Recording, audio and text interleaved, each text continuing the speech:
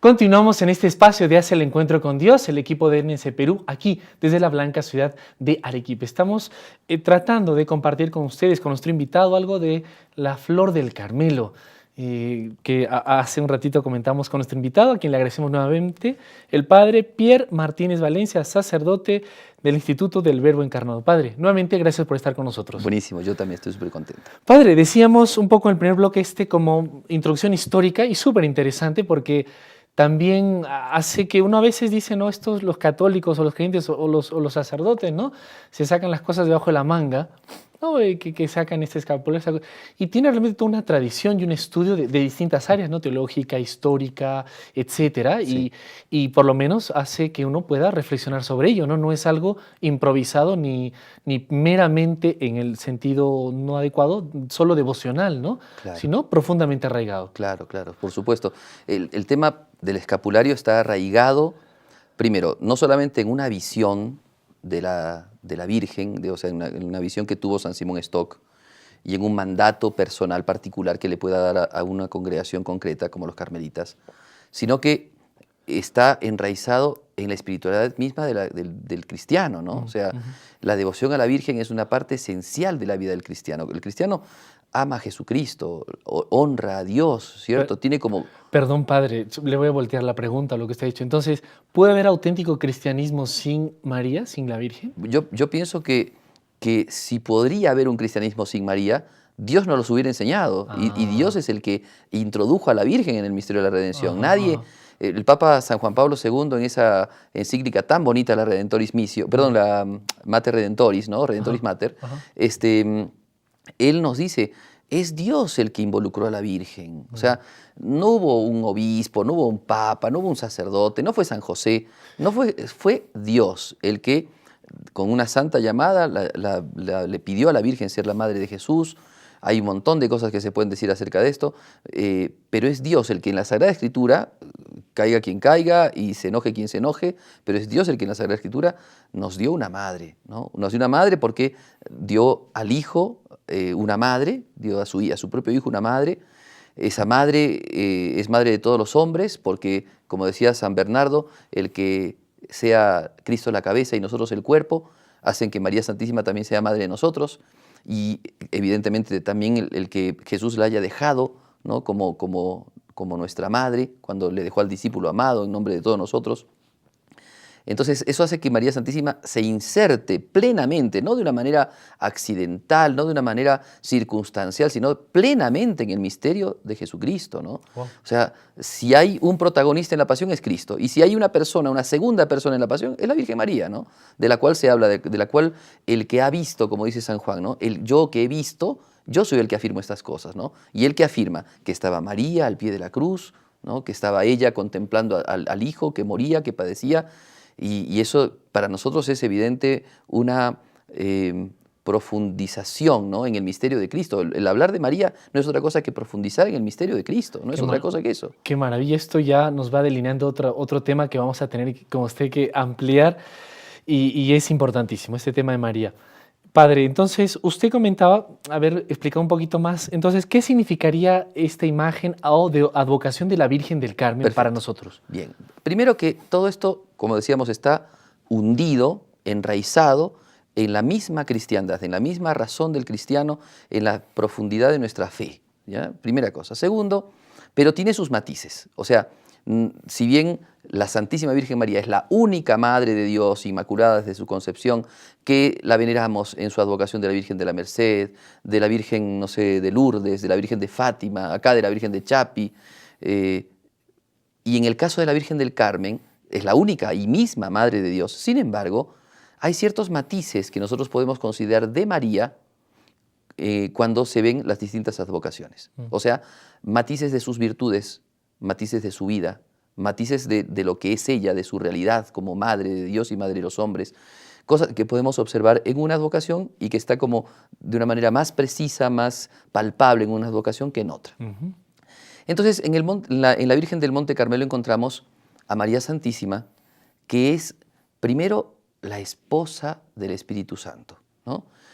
Aquella mujer de la que Dios a la que Dios nos ha dado, o sea, de ella nos ha dado a Jesucristo, pero Dios se ha enamorado de esta mujer. O sea, eso es una cosa importante y no es hacer un antropomorfismo de esto, ¿no? Pero Dios la ha tomado como bendita entre las mujeres. Eso es una inspiración. Isabel le dice a la Virgen eso. Así es.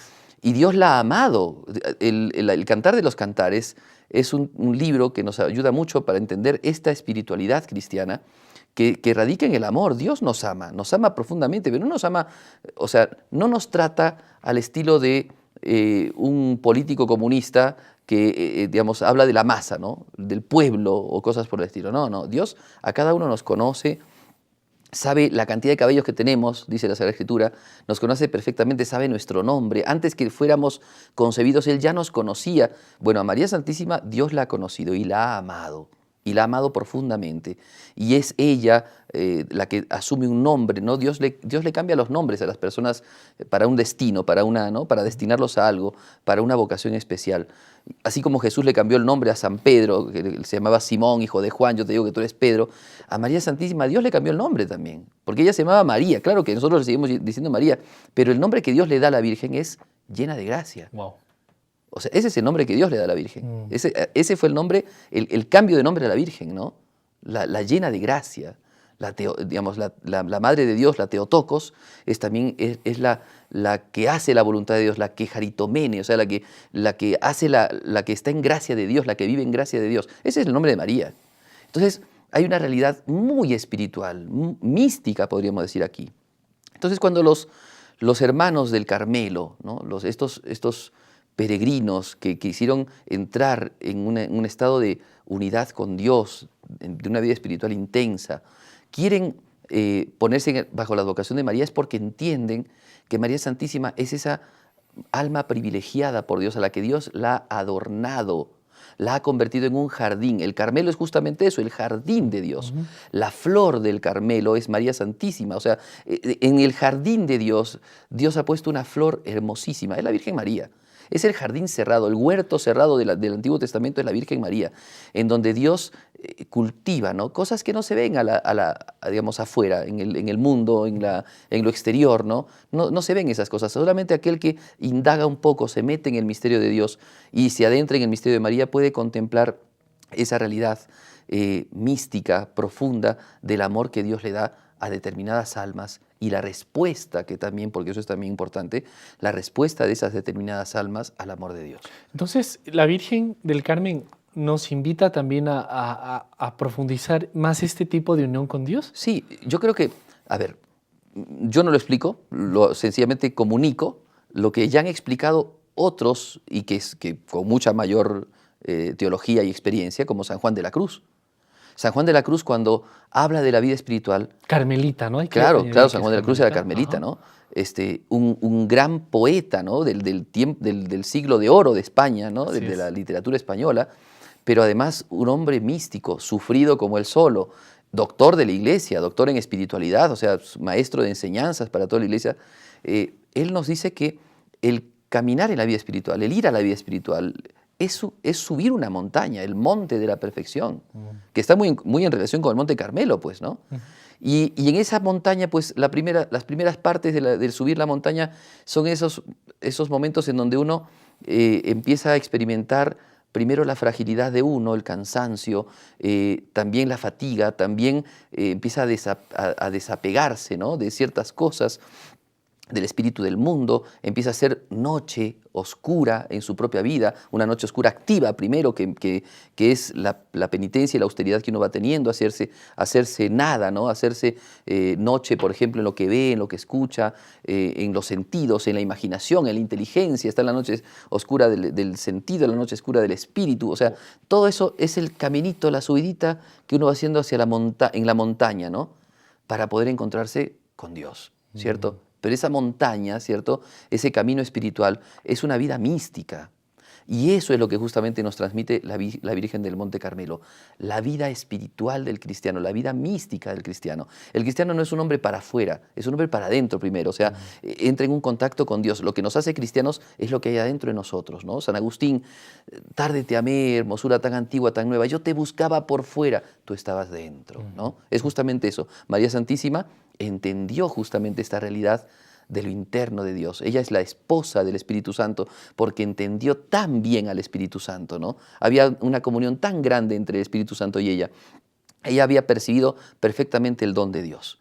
Y entonces el Espíritu Santo la ama. Y entonces en ella se da el fruto del amor, que es el Hijo de Dios, ¿cierto? El que ella recibiera esta semilla, que es el verbo de Dios, es justamente el fruto de ese amor, ¿no? Que el Espíritu Santo le ha dado, amor inmerecido, pero esa respuesta de ella, ¿no? En fidelidad al Espíritu Santo, ¿no? Me pensaba porque, claro, al ser ella llena de gracia, es como decir, es llena de Dios. Claro. Y solo puede dar a Dios, algo así, Sí, pero... sí. O sea, y es, claro, es un misterio al final, pero te deja... Es una cosa muy linda, o sea, por eso... Y la Virgen del Carmen expresa eso, ¿no? Eso o sea, le iba a decir, y lo expresa y nos quiere recordar eso para el común de los creyentes, digamos, Padre. Sí, por supuesto, porque si bien esto se establece... Porque, perdone, Padre, o sea, todos estamos ahora apurados, trabajando, cocinando, estudiando.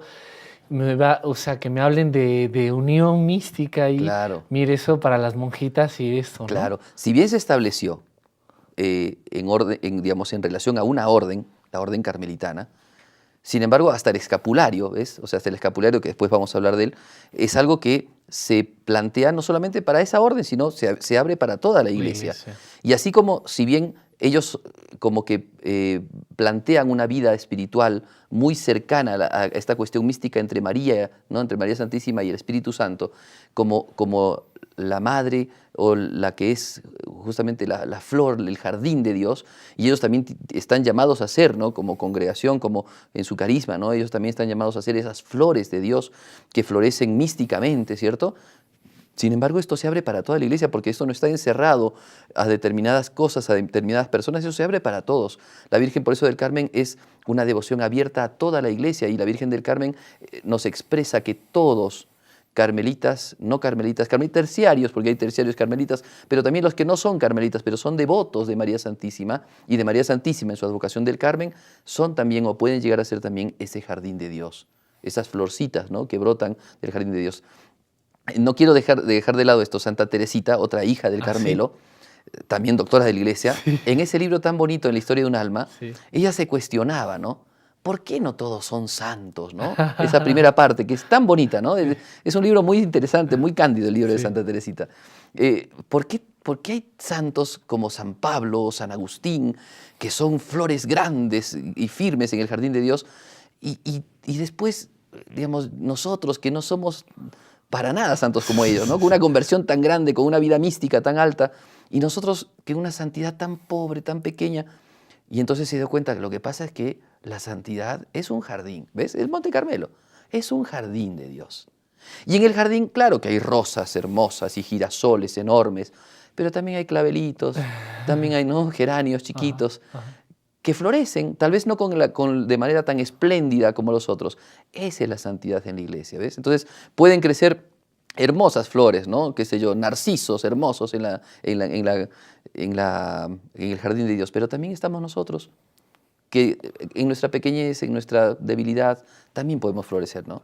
Es justamente la Virgen del Monte Carmelo. Y sin el cual el jardín igual no sería jardín, porque necesita toda esa composición, ¿no? Sí, eso lo hace hermoso.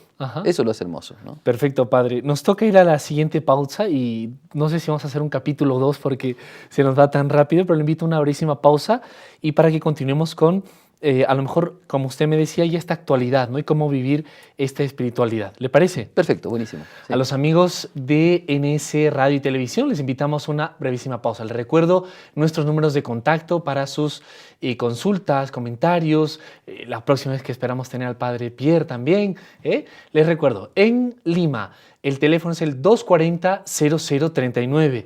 El teléfono en Cusco es el 244-288 y en Arequipa el 220504. Escríbanos si desean unos correos a nuestros siguientes correos: nsarequipa@nsradio.com y nsarequipa@nstv.com.